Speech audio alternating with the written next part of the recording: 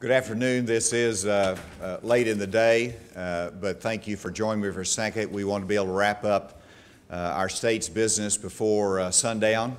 And as you know, yesterday the Arkansas Senate passed out the DHS Appropriation bill that included the funding for Arkansas Works. That went to the Senate today. Went to the House today, and we achieved our 3/4 vote. And as you know, both bills contained language that was presented in the House and the Senate, contained language that was necessary for me to exercise my line item veto authority in order to not sunset Arkansas Works, to make sure that it is funding and that funding continues. And so just now, after the bill was delivered to me, I was able to go through there and exercise my line item veto authority and sign the legislation, which now means that the appropriation bill is signed, the funding continues, the 3/4 majority has been achieved, the majority vote of both houses, and the will of both houses and both parties has been accomplished and has been carried out.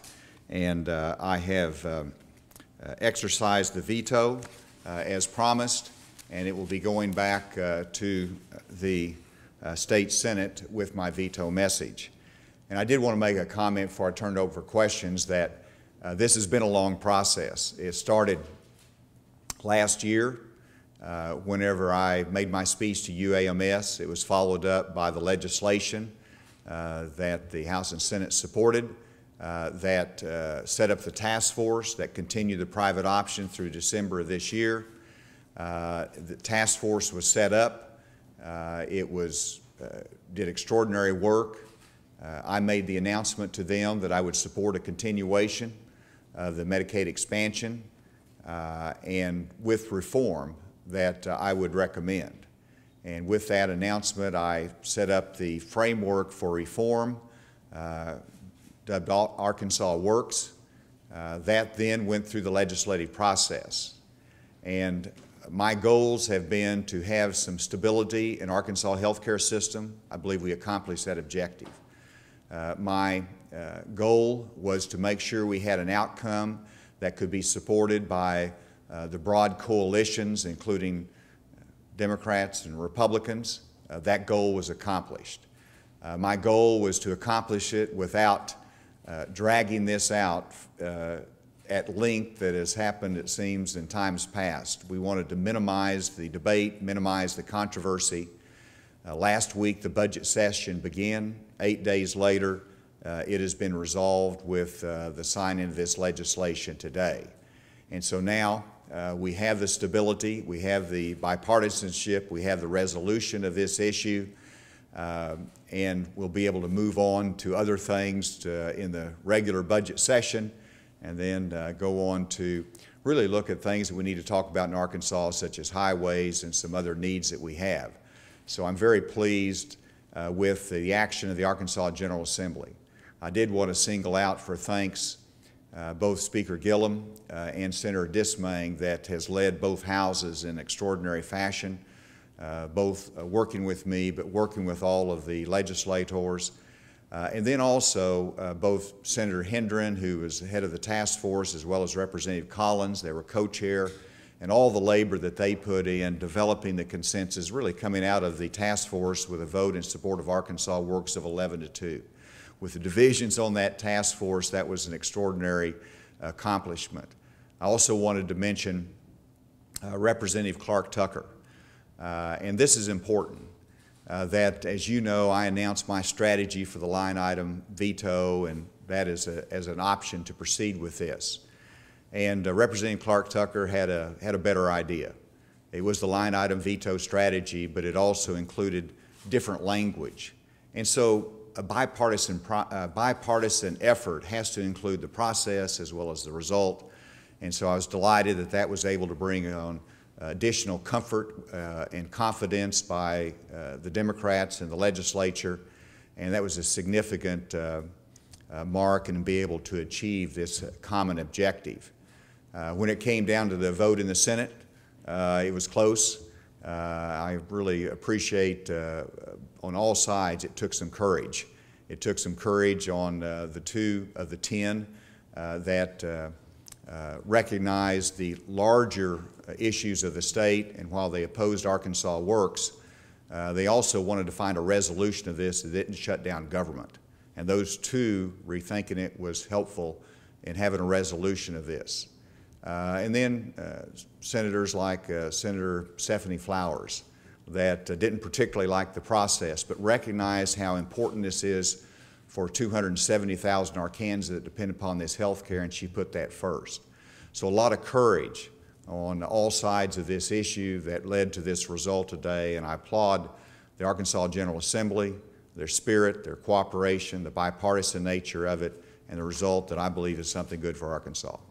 With that, I'm happy to take any questions. Governor, I'm not sure if you heard Representative Hendren's comments on the House floor today or were briefed on them, but he reluctantly likened this political maneuvering to cheating and also quoted several scripture verses that he felt didn't coincide with the way that we are proceeding forward. I was wondering if we could get a comment on that. Well, Representative Hendren said what he needed to say on the floor, and I enjoyed the exchange of emails between Representative Hendren and his son. And that reflects different viewpoints within one family, I guess within a broader family of kinfolks. But in terms of this effort, the key thing was transparency. There hasn't been any hiding the ball. Everybody today knew exactly what they were voting on, why they were voting on it, what they were trying to accomplish. The opposition knew that. They scored it. They said this will count against you. And so everybody knew what was happening. That's not trickery. That is simply saying, I will utilize my line item veto strategy in order to accomplish something that is important for our state. There's a reason that's provided to me in the Constitution. I exercised it. And so there was a healthy debate, but whenever you look at the fact that we had, I believe, 76 that voted in favor of it, and Representative Hendren, I noted that he said if necessary, he would have voted for it. It's a recognition of the greater good, even though some people might not be thrilled with some of the steps that we had to go through. Governor, given the potential for a legal challenge over the line item veto, it would be possible for the legislature to pass a second piece of legislation that gave a new sunset date so that even if the line item veto was overturned, the sunset language in the amendment would be irrelevant, would be rendered moot. Is that an idea you would support, and if so, would you call a special session to do it? I think we're in strong position. I think we're in solid foundation here. There's never been any adverse case in Arkansas to exercise in the line item veto in the fashion that I've done. Other governors have done it in line item veto and special language out of appropriation bills, so the pattern, the precedent has been set.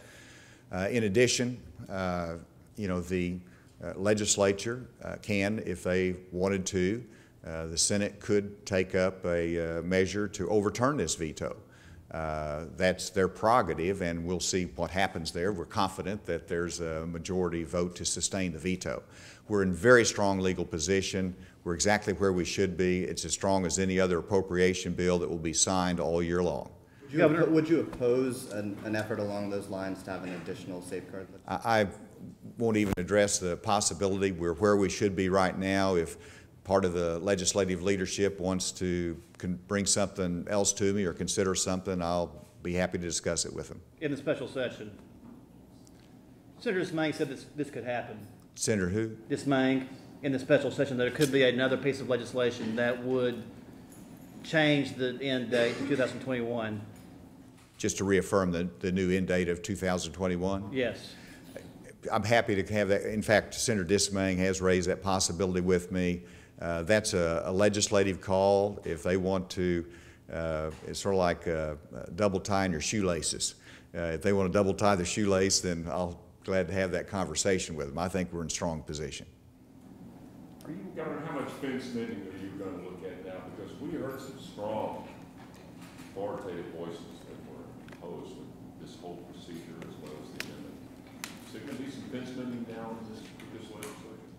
Well, anytime you have a controversial topic, this has been controversy ever since 2010. And so what we've gone through is not bad at all. And whenever you think about 3/4 of the legislature supporting this initiative. But I also recognize that we've got more business to do, and those who might have opposed us on this will be our allies tomorrow. We certainly want to have that collegiality here in Arkansas. You look in the broader body politic, you know, I've invested some political capital, and I plan on going out and meeting with constituents. I plan on having town hall meetings as needed. I'm happy to explain what we've done here. I think in the end, the people of Arkansas will say we did something good. We're glad to turn this page, and let's get on with creating jobs in this state that's so important to me. Are you somebody mentioned the thought that you were only going to campaign for Republican candidates to support Arkansas Works this year? Is that correct? Well, I have not discussed my campaign plans for the fall, and I got to get through an ethics opinion that even raises the question whether governors campaign at all. So, you know, I haven't even thought about the fall and what needs to be done. And One moment, please. take off. So, you know, in the fall, we've just gone through our primaries. We've got our general elections. There'll be some candidates I'll be campaigning for. You know, it just depends upon the circumstances. Governor, can you explain, this is kind of a softball question here, it'd be kind of nice for a change. How do you do a line item veto? Did you sign it and then take a red pen and say, not this part? How do you do that? What happened back there? You have two lawyers surrounding you, showing you how to do it. And of course, they're commenting that they never taught them in law school how to do a line item veto. And I say that a little bit jokingly, but we looked at the precedent, how other governors have done it, and happy to show it to you here. What page is it, 21? Yep. Page 21 and 22, I've lined through it, and then I wrote disapproved, Asa Hutchinson, and the date. And then it carried on to the second page. And to make sure there wasn't any question about it, I lined through the sunset clause, disapproved, Asa Hutchinson, and the date. So that's the line item veto, as simple as it is. And then we went on and signed the legislation as normally done. And then we drafted a veto message. Governor, but by finishing this off with executive action, do you think that you take even more ownership of the Arkansas Works program? Oh, I think I own the Arkansas Works program. You know, and you know, that's really the only, perhaps one disappointment in this is that the significant reforms have been diminished. It does continue the Medicaid expansion. It does continue the concept of buying insurance in the private marketplace. But I believe there'll be some national recognition to the waivers that we're going to obtain, emphasize employer-based insurance, and on the work opportunities, individual responsibility. So when you say, I do own Arkansas Works, and I want to see it implemented in a way that accomplishes those work responsibilities, that moves people up that economic ladder. I don't view this as a program that guarantees insurance forever and people are in the status quo at under 138% of poverty. I want people to be trained, I want people to work, I want them to move up the ladder. And whenever one of the things we've got to do is to concentrate exactly on who's on it. Why has it gone from 250,000 to 270,000? What do we need to do to make sure we have a continued review of the income eligibility requirements for it? Those who have rotated off of the private option, how many of that has that been, and have they gone on to higher employment, which I presume is the case? Much to be done here, and so this doesn't end here. Really, the efforts on reform starts with the enactment of this law and the funding of this. Are you concerned about possibly having to go through maneuvers like this year after year to keep Arkansas Works? I sure hope that's not my future. And I'm a little bit of an optimist, but I think we resolved a lot of issues in this debate, and the support that we have generated for the funding of this program. And I don't think anybody wants to retrace those steps next year.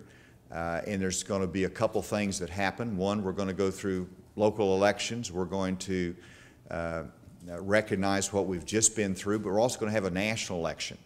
That's going to tell us somewhat as to the direction nationally of the Affordable Care Act, whether it stays, whether it goes, whether it changes. And that's what I've always said. We are making the best judgment for health care in Arkansas based upon federal policy right now. That's all a governor can do. That's all legislators can do, is what's the best thing right now. And then next year, when the political dynamics are changed or different in Washington, if it changes its policy and direction, we can adjust to it. But I expect this to go much more routinely into the future in terms of next January. Now that you've gotten this issue behind you, assuming everything gets upheld next week, where are you on trying to revisit managed care? Are you looking at trying to revisit that during the next special session? We're going to continue the discussions with all sides on that issue. The important thing is that we continue the efforts internally within DHS for savings. We have authority to do a number of things in terms of savings within DHS, and we'll continue to pursue those. We'll continue the discussions in terms of what form the savings should take from a legislative standpoint, and whether there's a growing support for managed care at some levels and some targeted populations. So right now, that's off the table, but the discussions are not off the table. The debate continues, and we'll continue to work with the legislatures to find a common solution. Governor, how does this affect the special session? You said if we don't pass Arkansas Works, no special session on highways. Now we pass Arkansas Works. Is it back on for sure? Yes. Yes. We've actually already started re-engaging in the work on that, meeting with legislators. They've been working on it, different ideas out there in addition to the plan that I have presented. And so it's still an urgent need for our state because of the matching funds that are needed in September. So that will be on the agenda of a special session. It has been pointed out to me that it is not just about highways, though. It could be called a broader term in terms of what will be included on that on the call of that session. That has not been yet determined, but there are a couple other items that are bubbling up that will need to be included besides highways. Any last question? I think you all got it. Thank you, and the deadline is nigh unto. So thank you very much.